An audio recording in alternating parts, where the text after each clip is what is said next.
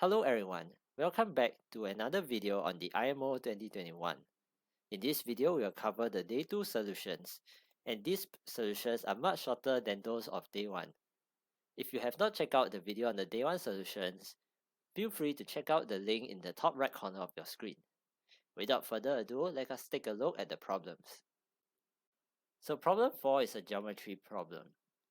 Let gamma be a circle with center I and ABCD a convex quadrilateral such that each of the segments AB, BC, CD, and DA are tangent to gamma. Let omega be the circumcircle of triangle AIC. The extension of BA beyond A meets omega at X. The extension of BC beyond C meets omega at Z. The extension of AD and CD beyond D meets omega at Y and T respectively. Prove that AD plus DT plus TX plus XA is equal to CD plus DY plus YZ plus ZC. Okay, so this looks a bit of an unconventional problem because we are dealing with sum of so many lengths equals to sum of so many lengths. You might not know what to do as a start, but as always, it is useful to do some angle chasing to start off the problem. So we'll do some basic angle chasing. We have angle YXI equals angle YAI. This is because IAXY is cyclic quadrilateral, so this right angle equals this right angle. Now we have IA is an angle bisector of DAB, and this is because of the two tangency points here. You can very quickly draw the perpendicular to the tangency point, perpendicular tangency point, and then you get two congruent triangles. So basically this angle equals this angle. Now because same thing, IAXY is cyclic, so this external angle here will be equal to the angle opposite here.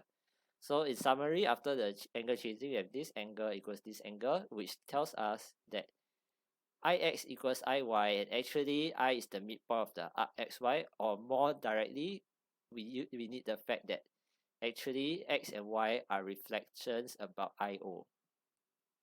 Okay, now we do a similar angle chasing for the other points. It's very analogous. We have TZI, this green angle equals this green angle. This is because of the cyclic quadrilateral ICZT. So again, IC is an angle bisector of DCB. So this angle equals this angle. And again, because ICZT is cyclic, this external angle here is equals to this angle here. So in summary, this green angle equals this green angle. And we have same thing. IZ equals IT. I is the midpoint of the arc TZ, and T and Z are reflections about the line IO. Okay, so this is actually what we need. We have a very nice symmetry here. T and Z are reflections about IO. X and Y are reflections about the line IO. So actually, this tells us that TX is equal to YZ. Simply by reflecting, we get one line maps to the other. So we have done with this line, this length equals to this length. Let's cross them out. Now how about the other terms? Now we bring in the tangency points, and we see that we can break up AD into AP plus PD, right? And because of the tangency, AP is actually AQ and PD is DS. So we can break up the AD into this AQ part and the DS part.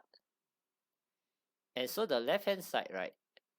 When we break this up, you have DT here, you add on the DS, and then your AX, you add on the AQ. So actually the left hand side is the same as XQ plus TS. Now what is XQ? XQ is the distance from X to the tangency point. When you draw X, you draw the tangent to the green circle, you get this distance.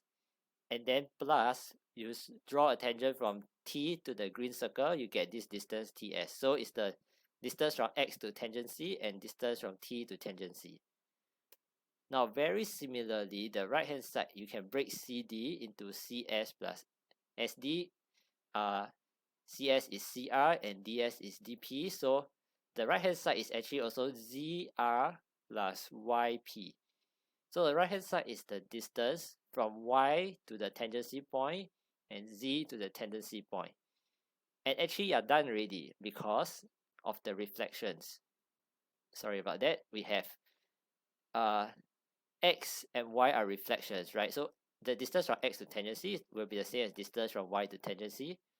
And similarly, t and z are reflections. So the distance from t to tangency is the same as distance from z to tangency. So the left hand side is equal to the right hand side.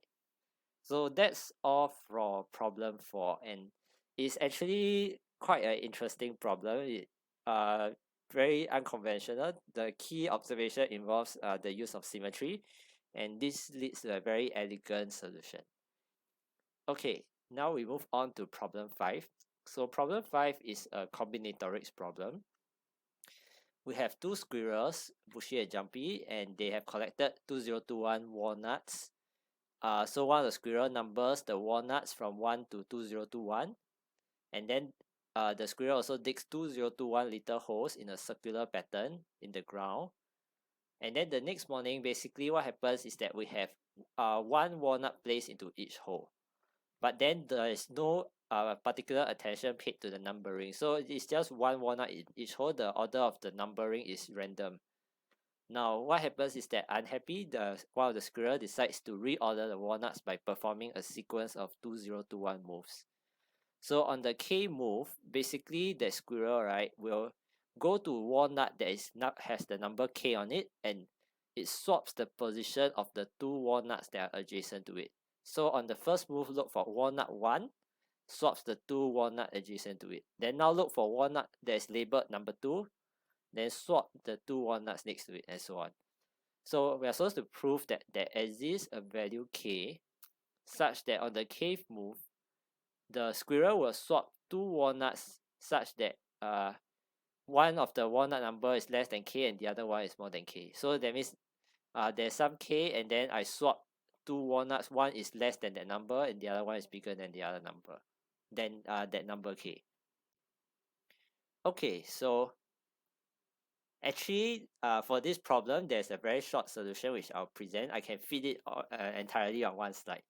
So the way we are going to do it is by contradiction, which is not very surprising given the context. If we assume to the contrary, it gives us a very strong condition to work with, which is that every single swap will involve swapping two walnuts that are either larger number than it, or swapping two walnuts that are smaller number than k itself. Okay, and now for such problems, I think it is common to think of the use of invariance. So we will be using invariant in this problem. Okay, so what we'll do is we will suppose that all the walnuts are initially colored white, and on the kth move, the squirrel will also paint walnut number k into pink color. So by assumption of the after you assume to the contrary, when the squirrel swaps two walnuts, the squirrel will either swap two pink walnuts because the two walnuts are smaller than k, which means they have been visited and painted already, or the squirrel will swap two white walnuts, which is the case when both walnuts are of larger number than k, which means they haven't been visited already. So yes, that is you will swap either two pink or two white. You will never swap one pink and one white because that is what we wanted to prove, and we assume to the contrary. Okay, and so let us define this quantity called P, which is the number of pink adjacent pairs. So what I mean is look at these two adjacent holes. Is it pink and pink? If yes, plus 1.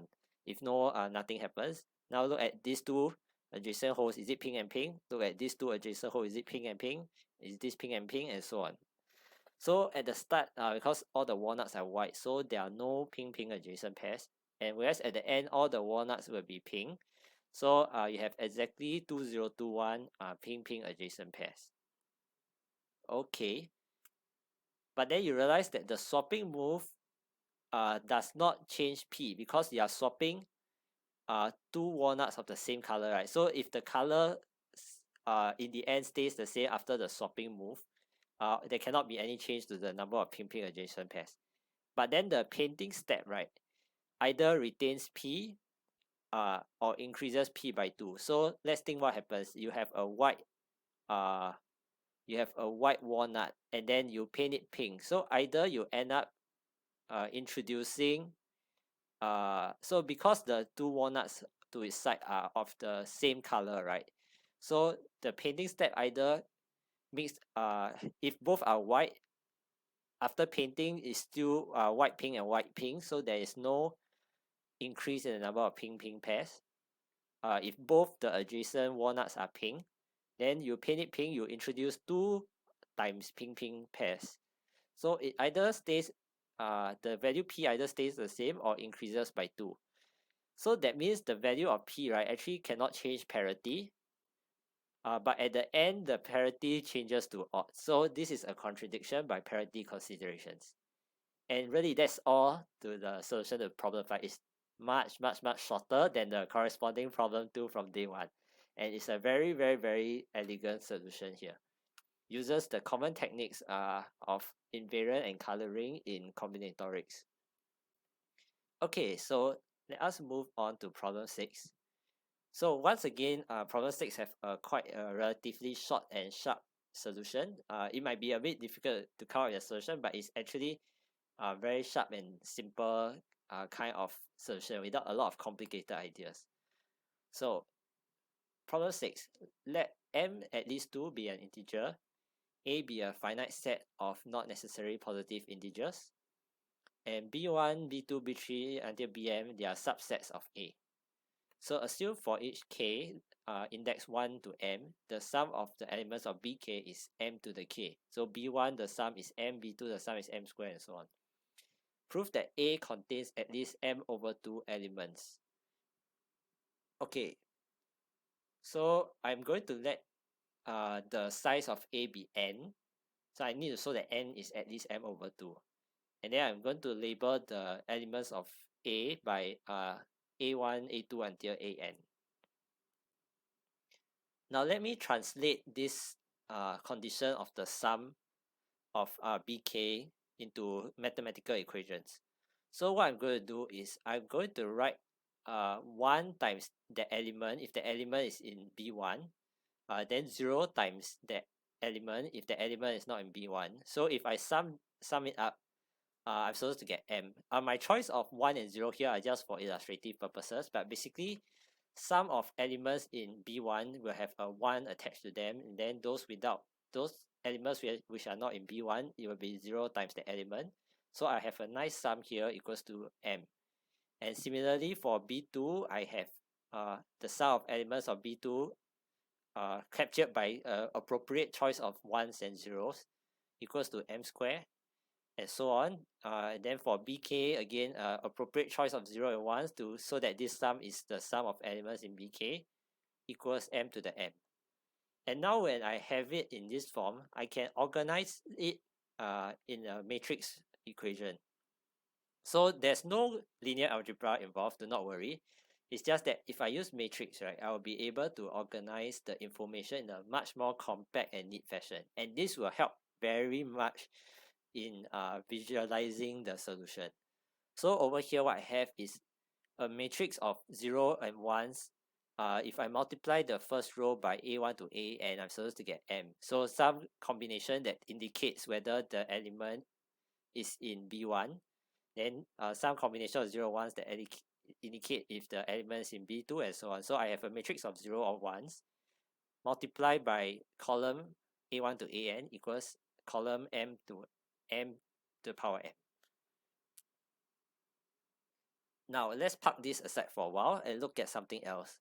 So for each x that is between 0 and n to the power m minus 1 inclusive, basically I can always write x in base m by choosing a suitable coefficient c1 to cm.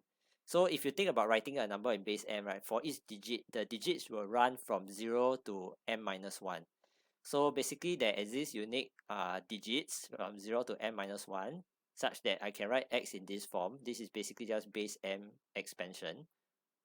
Now if I multiply both sides by m, I see that for each x in this range, I can there exists unique Ci so that Mx equals to this.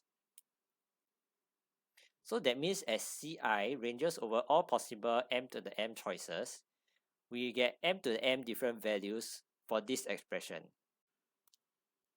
So I just wrote this statement again here. The Ci's are digits from 0 to m minus 1. As Ci ranges over all possible m to the m choices, we get m to the m different values for this expression.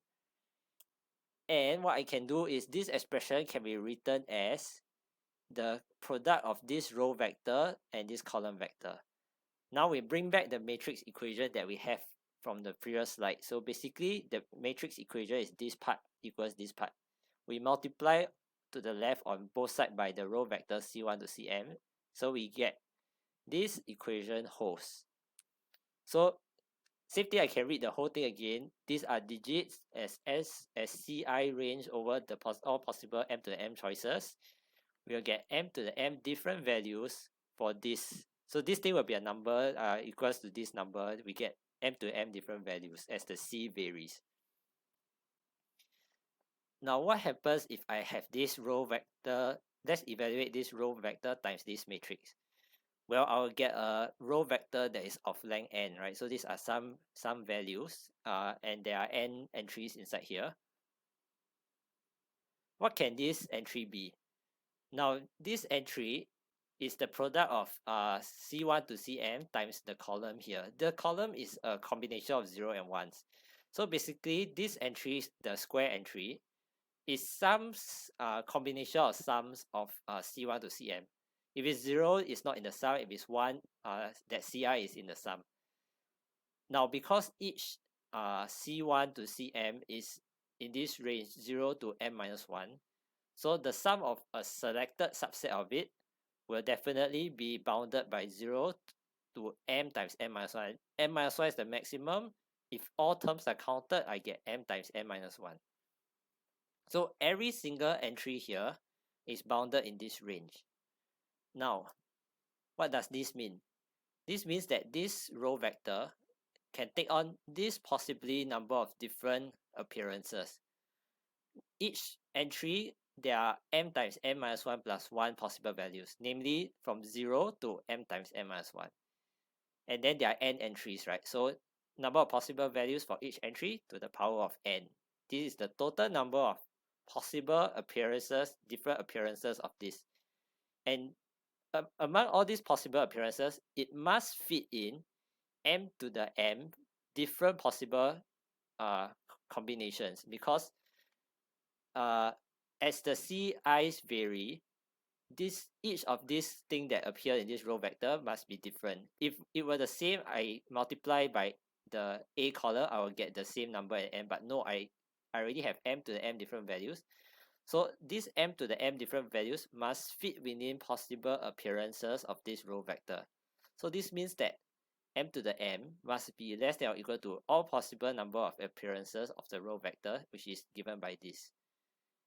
Now this expression is just m squared minus m plus 1. M is at least 2, so this thing is less than m squared. So that's all actually. You have m to the m is less than or equal to m to the 2n. So m is less than or equal to n. So that's all to this problem. Perhaps you are surprised that the solution just pop out of nowhere towards the end. And indeed, this is what makes this problem a very interesting one. Now you may ask, is it really necessary to use the matrices? It's actually not necessary. You can write out each of these terms in algebra form, like listing them out, but in the matrix formulation is certainly much more compact and easier to visualize. So what do you think of this problem 6? It's certainly not a very long solution, not very it doesn't have many steps involved. So I think this makes this a very good problem 6. Now before we end the video, let us take a look at the statistics of the problems. I have gone over problems 1 to 3 in the previous video. So let us take a look at problems 4 to 6. I think the behavior of the problems, if you just take it at face value, it looks kind of expected. But I think actually problem 5 and 6 were sort of relatively easier compared to previous years, especially problem 6. I think it's of a easier standard than previous years. So it's quite surprising that we have still a very low score for problem 6 here. But I think the thing that really stands out the most is that problem 2 actually has a lower mean score than problem 6 and a lower perfect score than problem 6. So well, I think problem 2 really is one of a kind. And yeah, let us know in the comment section below what you think of the performance of the different problems this year. Another point to note is that I think the medal cutoff this year is they are all relatively lower than usual, perhaps because of problem 2 once again. So that's all for this video. Hope you enjoyed the solutions. They are all short and sharp. Do subscribe to the channel and stay tuned for more mathematical Olympiad videos.